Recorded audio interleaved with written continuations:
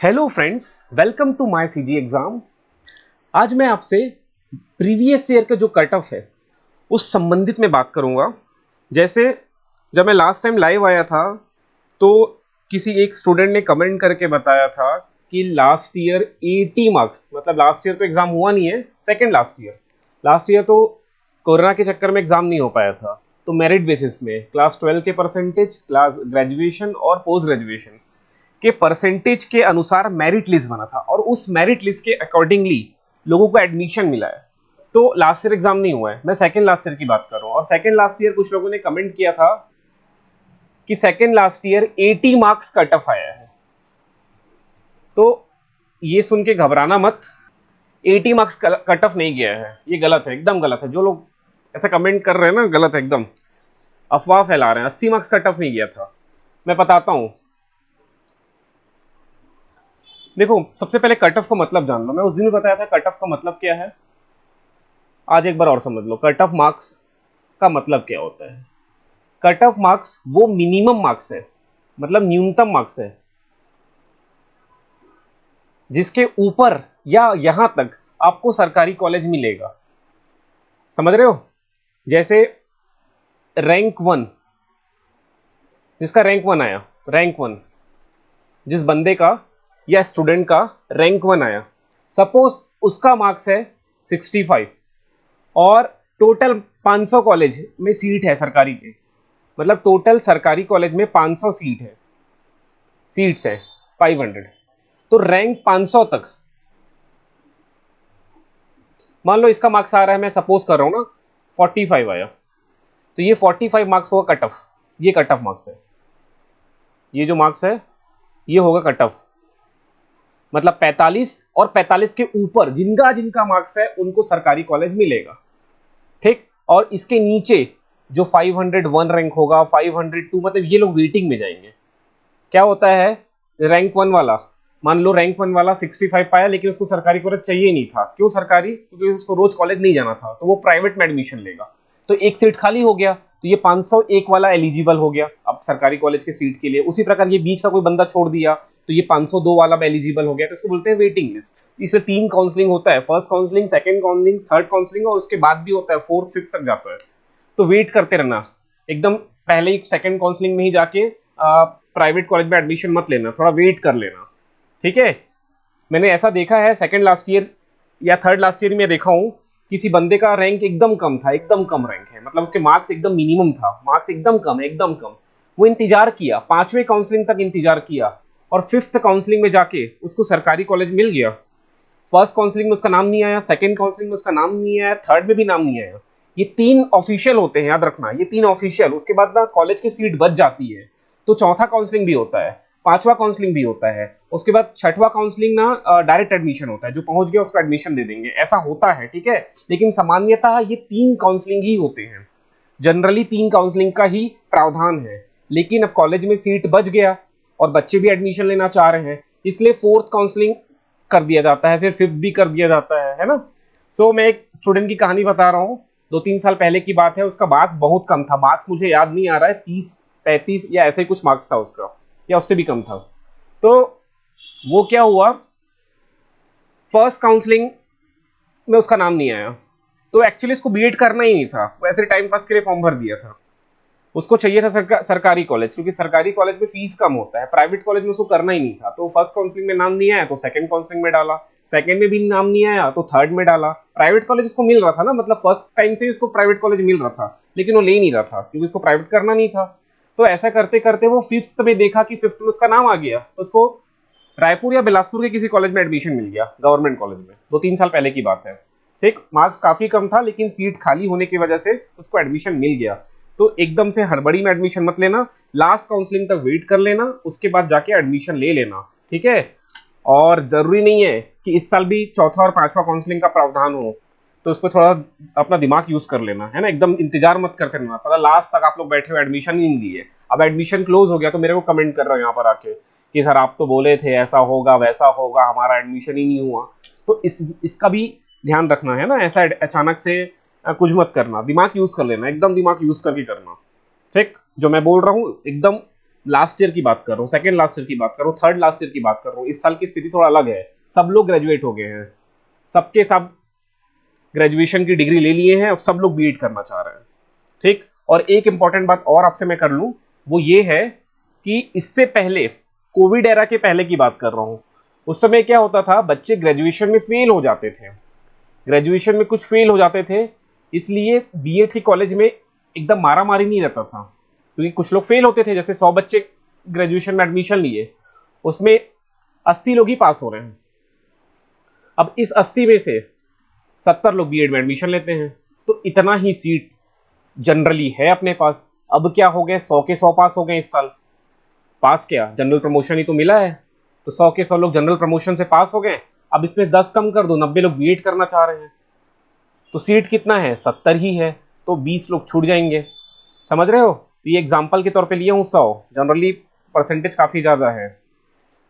चलिए, समझ रहे बात? तो इस साल कंपटीशन रहेगा, पेपर टफ आ सकता है, दिमाग में ये रखे रहना। अब मैं लास्ट ईयर का कट ऑफ दिखा दूं, लास्ट ईयर का जो जिसका रैंक बन गया उसका मार्क्स पहले दिखा दूं।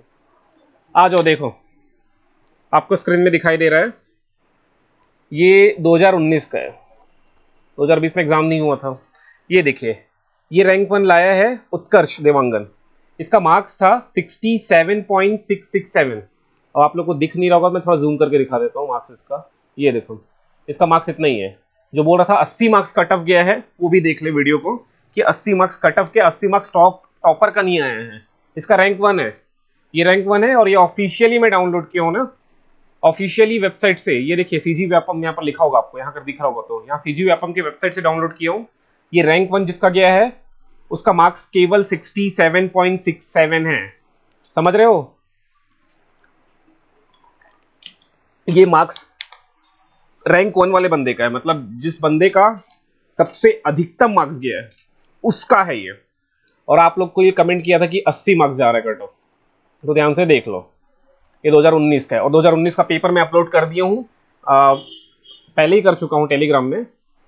तो देखना पेपर कितना टफ आया है। टफ पेपर आया है तो 67.667 मार्क्स लाया है याद में। सेकंड रैंक 66 है, मार्क्स है। ठीक, रविकांत इसका आया है। थर्ड 65, उसी प्रकार देखते जाएंगे तो ये रहा, फोर्थ का 65, फिफ्थ का 65, सिक्स रैंक का भी 65 है, सेवेंथ का 64 है, एट्थ का 64 है, नाइन्थ का 64 है, और 10th का 64 है। तो 10 तक में 64 गया है, समझ गए? फर्स्ट रैंक था 67 और लास्ट 10 तक गया है, मतलब ये टॉप 10 का ही रैंकिंग है, ये टॉप 10 तक की रैंकिंग है। ये देखो, ये हो गया रैंक। ठीक, समझ रहे हो आप लोग? मतलब जो रैंक 1 लाया उसका लगभग 67 मार्क्स है, पॉइंट में कुछ और है, और रैंक जिसका 10 है उसका लगभग 64.5 मार्क्स मान लेता है, इतना मार्क्स है, ये रैंक 10 तक है। ठीक, समझ रहे हो? कट ऑफ 80 नहीं गया, मतलब कट ऑफ 80 गया ही नहीं है। अब आप लोग को सरकारी कॉलेज चाहिए ना, तो मैं यही बोलूंगा कि जनरल कैटेगरी और ओबीसी कैटेगरी आप लोग 50 से ऊपर लाने का प्रयास करो। अगर पेपर टफ है तो, पेपर इजी आ गया देख के समझ में आ जाएगा यार, ऐसा मत समझना कि पेपर टफ कैसे इजी कैसे, हमको समझ कैसे आएगा, वो समझ में आ जाएगा। जब बनाओगे, बन भी नहीं करे कुछ क्वेश्चन तो टफ है, इजी फटाफट बन रहा है तो इजी। अगर इजी आ गया तो 60 से ऊपर मार्क्स लाना है। पेपर तो 100 में 100 अटेम्प्ट करना है ना, याद रखना, 100 के 100 क्वेश्चन अटेम्प्ट करके आना, 100 के 100 प्रश्न अटेम्प्ट करना है, माइनस मार्किंग नहीं है, तो 100 के 100 अटेम्प्ट करना। ठीक, और इसी प्रकार जनरल ओबीसी का हो गया। अब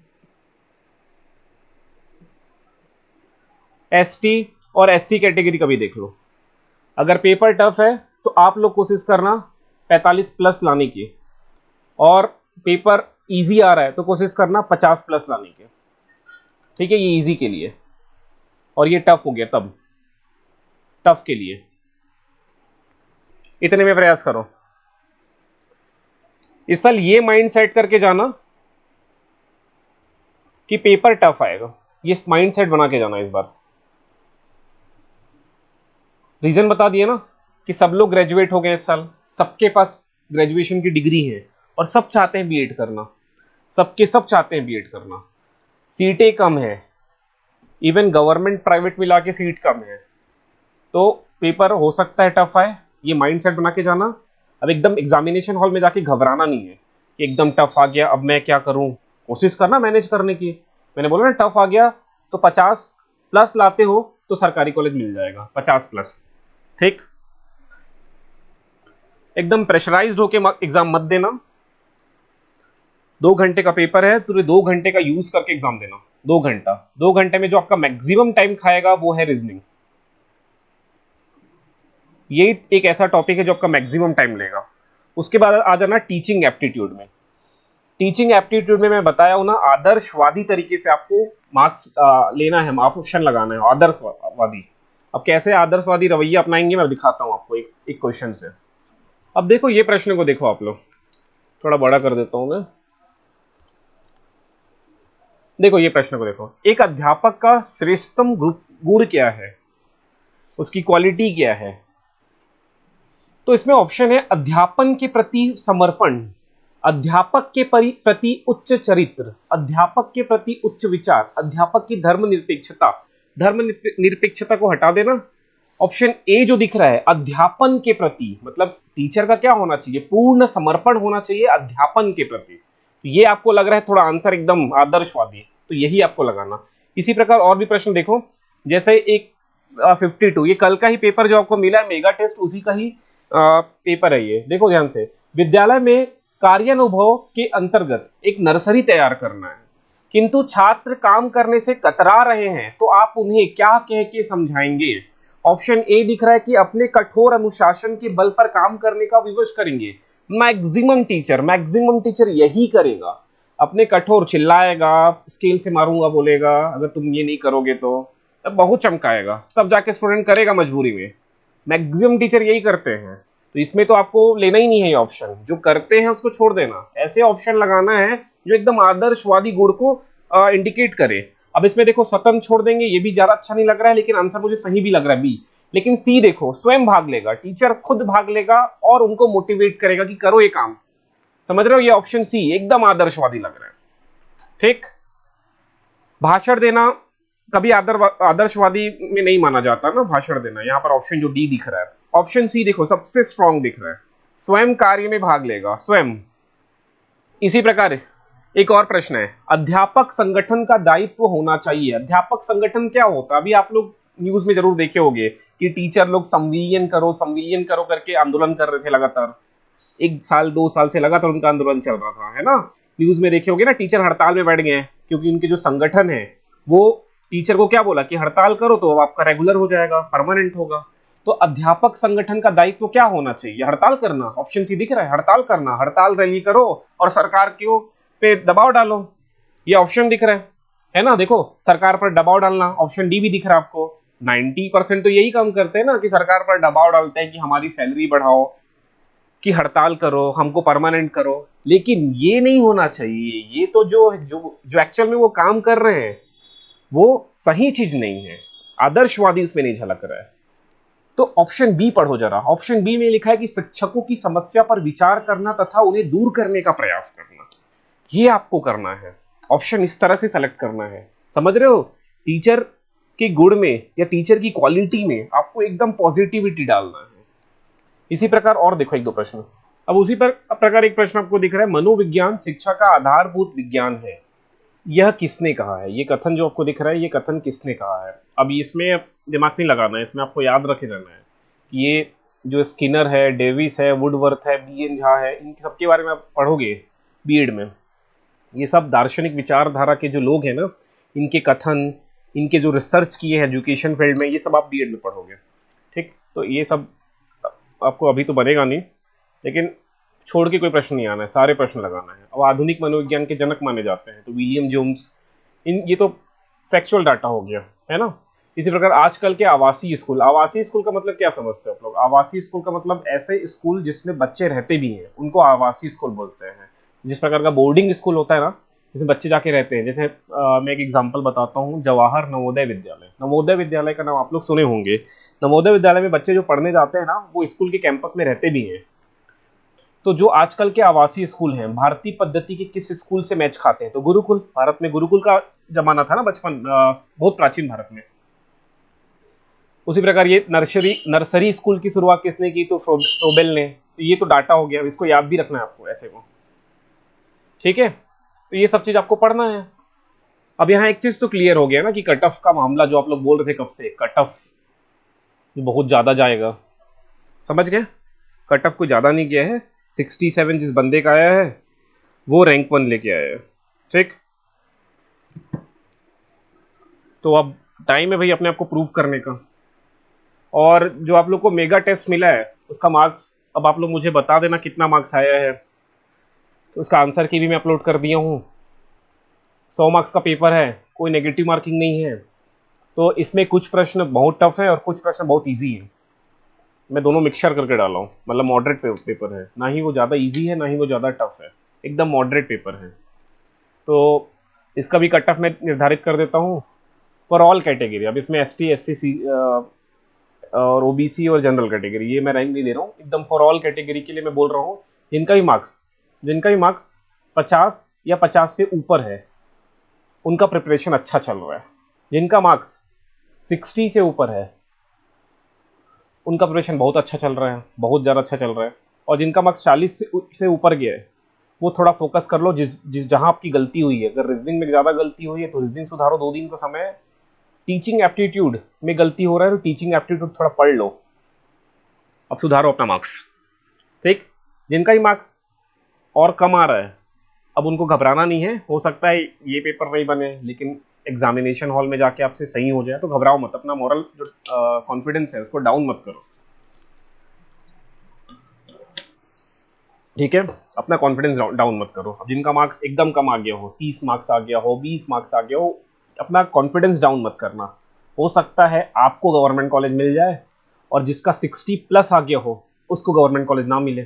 क्यों भाई, क्यों इसको गवर्नमेंट कॉलेज नहीं मिलेगा, क्या पता इससे एग्जामिनेशन हॉल में गलती हो जाए, ठीक। तो अपना कॉन्फिडेंस डाउन मत करना, कुछ भी हो सकता है एग्जामिनेशन हॉल में, ठीक है। मैं बोला तो एक बंदा था जिसका 30-35 मार्क्स आया था, उसको गवर्नमेंट कॉलेज मिल गया था। तो बिल्कुल अपना मॉरल कॉन्फिडेंस डाउन मत करना, एग्जाम अच्छे से देना, ठीक। अब 2 दिन ही बचे हैं, आप सभी को बेस्ट ऑफ लक, अपना बेस्ट दीजिए एग्जाम में, एग्जामिनेशन हॉल में घबराना मत।